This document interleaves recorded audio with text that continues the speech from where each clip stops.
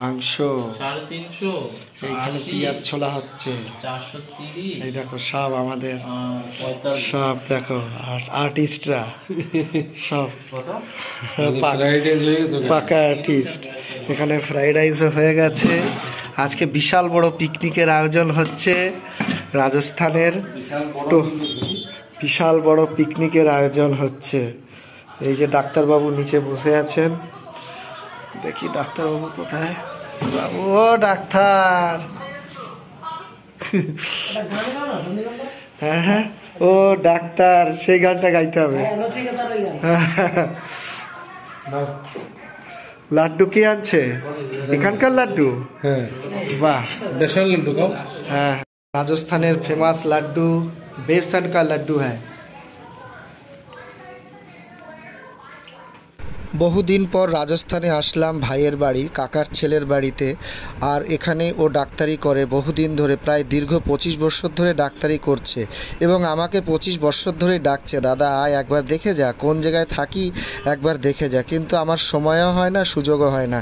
এই বছর সুযোগ হলো, সময় হলো, কিন্তু সুযোগ সময় হলে কি হবে, 3 দিন ধরে ঘরেই আটকে আছি। এত নিম্নচাপ, এত বৃষ্টি রাজস্থানের আশেপাশে যত বাঙালিরা আছে তারা সবাই একজোট হয়, সপ্তাহে 1 দিন 2 দিন ওরা সবাই মিলে আসে। কারোর সাথেই যোগাযোগ হচ্ছে না এই বৃষ্টির জন্য। রাজস্থানে কদিন ধরে এরকম নিম্নচাপের বৃষ্টি, সারা দিন রাত অনর্গল বৃষ্টি হচ্ছে। রাজস্থানে যে এরকম বৃষ্টি হয় ভাবাই যায় না। পুরো 3 দিন ধরে অনর্গল বৃষ্টি থামলো অবশ্য, তারপরে আমাদের পিকনিক শুরু হলো।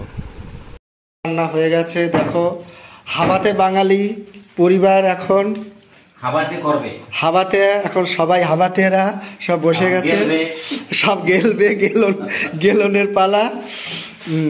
এই যে আমরা এখন রাজস্থানে আছি। রাজস্থানের একটা বিষয় দেখাচ্ছি, এখানে প্রত্যেকটা ছাদের নিচে একটা করে এরকম খোপ থাকে, যেটা আমাদের কলকাতায় থাকে না। মানে দোতলার থেকে নিচতলা দেখা যাবে, নিচতলার থেকে দোতলা দেখা যাবে। এই একটা বিষয় খুব ভালো। এটা বিহার, ইউপি, রাজস্থান সব জায়গায় পাবে এরকম। না না এমনি, এই যে সবার সাথে এই দেখো সবার কাছে এক একটা করে বোতল আছে, কিন্তু বোতলে কিন্তু জল আছে শুধু, এটা অন্য বোতল না। আমাদের অনুসূয়া ম্যাম আমাদের ইয়ে দিচ্ছে, খাবার দিচ্ছে। ম্যাম বললে বেশি ভালো লাগে কথাটা। আমাদের আজকে ছোট্ট করে একটা পিকনিক হচ্ছে, আমাদের সব রিলেটিভসরা সবাই যখন একসাথে আছি, মানে এটা যে কত আনন্দের বিষয় আমি ভাবতে পারিনি। বিকানেরে কয়দিন ওই তেলে ভাজা খেয়ে খেয়ে আমার জিভে আড়ায় গেছে।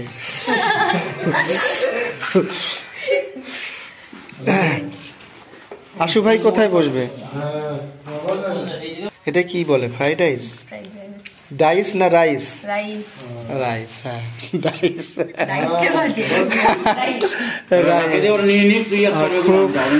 অনুসূয়া ম্যাম খুব লাজুক, হ্যাঁ ও ছবি টবি তুলতে চায় না ম্যাম।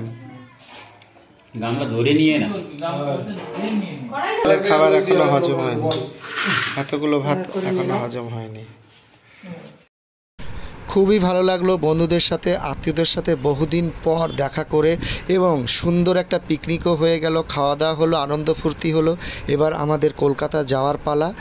তো বন্ধুরা সবশেষে এটাই বলতে চাই, হাবাতে বাঙালি চ্যানেলটি যদি আপনাদের কাছে নতুন হয়ে থাকে তাহলে অবশ্যই লাইক, শেয়ার, সাবস্ক্রাইব অবশ্যই করবেন এবং আমার পাশে থাকবেন। আমি প্রতিবার নতুন ধরনের নতুন জিনিস দেখিয়ে থাকি আমার এই চ্যানেলে, এবং তার সাথে দেশ বিদেশের খাবার এবং ভারতের বিভিন্ন রাজ্যের খাবার দাবার, স্ট্রিট ফুড সমস্ত জিনিসই আমি দেখিয়ে থাকি আমার এই চ্যানেলে। আমার পাশে থাকবেন।